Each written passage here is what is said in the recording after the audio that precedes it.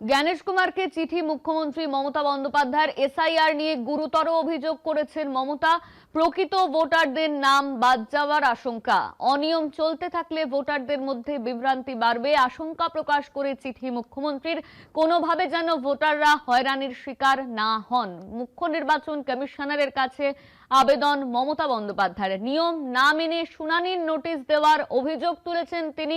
ইতিমধ্যেই 4 পাতার চিঠি পাঠিয়েছেন। গণতন্ত্রের মূল ভিত্তি সুষ্ঠু নির্বাচন, চিঠিতে স্পষ্ট করেছেন মমতা বন্দ্যোপাধ্যায়। কংগ্রেস রাজ্য সভাপতি শুভঙ্কর সরকার আমাদের সঙ্গে ফোন লাইনে রয়েছেন। জ্ঞানেশ কুমারকে চিঠি লিখেছেন মুখ্যমন্ত্রী মমতা বন্দ্যোপাধ্যায়, সেখানে এসআইআর নিয়ে গুরুতর অভিযোগ তোলা হয়েছে, প্রকৃত ভোটারদের নাম বাদ যাওয়ার আশঙ্কা করা হচ্ছে সেই চিঠিতে। আপনার প্রতিক্রিয়া? দেখুন, আমি আজকে ইস্তেমাতে ছিলাম, সেখানে আমাদের ওই যে সুগন্ধা হুগলির যে একটা বিস্তীর্ণ জায়গা, সেখানে দেখা যাচ্ছে যে যারা আদিবাসী আছেন, এসটি ভোটাররা আছেন, তাদের বৈধ ডকুমেন্টসের প্রশ্ন তুলে তাদের বহু নাম বাদ দিয়ে দেওয়ার একটা প্রবণতা দেখা গেছে। তাদের ডকুমেন্টস আনতে বলেছে।